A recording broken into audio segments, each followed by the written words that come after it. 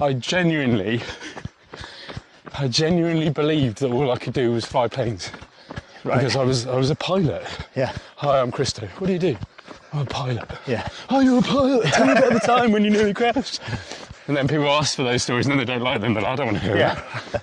Think about their time on a plane. Yeah. Oh.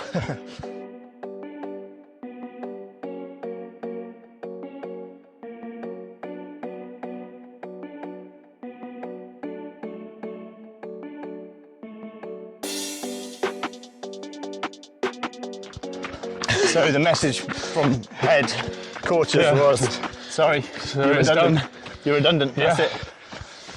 And then it just all unravelled. We'd been in, Virgin had come in to rebrand us as Virgin Connect. Right. As their internal regional. Yeah. And their bookings had taken such a hit. Well, this is what the rumours were, and that they just couldn't afford, and without their name we couldn't continue. Of course, this is going into a very uncertain period of time in the world where COVID is about, that's 10 days or 2 weeks before the lockdown. Absolutely. Jeez. And because of that, the company didn't exist. There's no furlough. There's a lovely house in Morningside with 4 little mouths to feed. No furlough, and furlough is the government payment scheme to keep you employed during lockdown. Yeah. No, my redundancy money, there was some glitch in the system. That took a very long time to come through. Really? How long? I think the final payment was like 6 or 7 months. So in the meantime, the world shuts down, the sky's closed, everything closed, and the world became very dark. And despite being surrounded by wonderful people, it became increasingly kind of lonely, because I genuinely believed that all I could do was fly planes. Right. Because I was a pilot. Yeah. Hi, I'm Christo. What do you do? I'm a pilot. Yeah. Oh, you're a pilot. Tell me about the time when you nearly crashed. And then people ask for those stories and then they don't like them, but I don't want to hear that. Think about their time on a plane. Yeah. Oh. So, the world became very, very different. Having been to, I knew where I was going. Yeah. Knew where I wanted my career to go. Yeah. And not having that certainty. And as humans, I think we're social beings. We like that certainty. We don't like change. Yeah. Initially, we don't like it. And I just couldn't see through this kind of darkness. Yeah. There were some wonderful, wonderful people that genuinely cared about me and wanted me not to be where I was, but it's just not that easy. So we fondly look back on those times. You look back at photos of me, and I've got a really dodgy beard, Ben. Right. I don't know if you've ever grown a dodgy beard. I tried to grow a beard, but my wife says they're abhorrent. She says she's repulsed by me, which, given my low success rate anyway with my wife. Anyway, I might cut that bit out.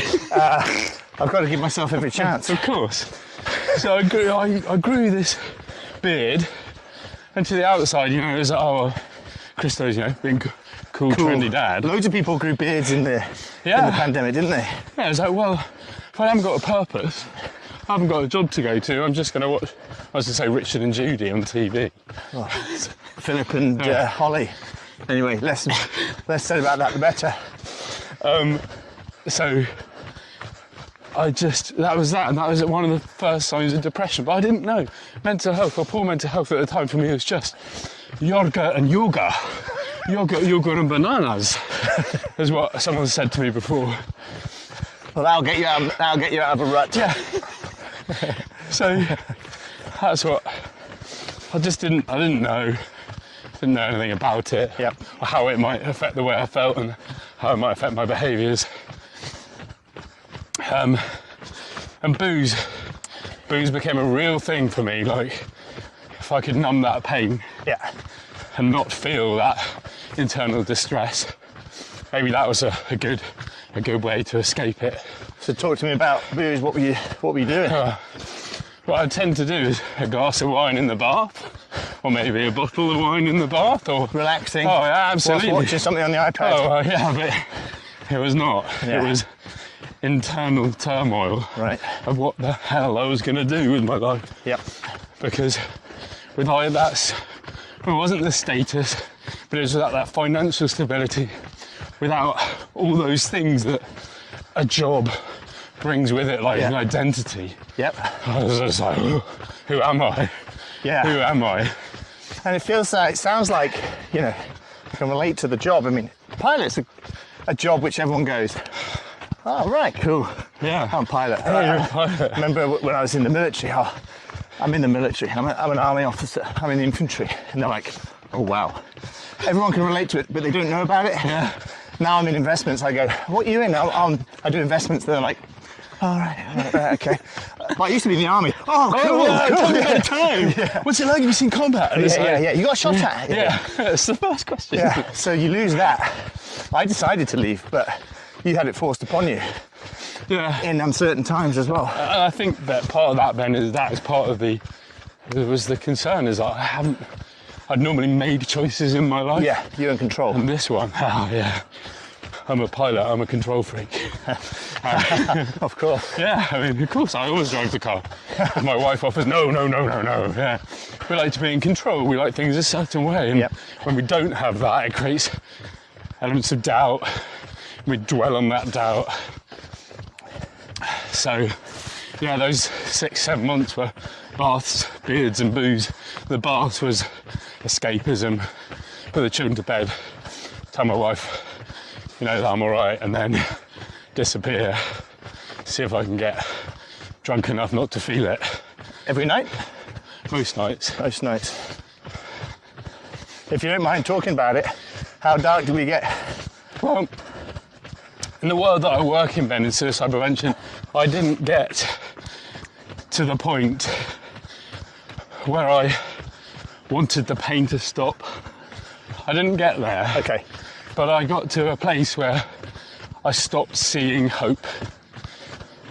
I felt this sort of worthlessness of where is my place in the world.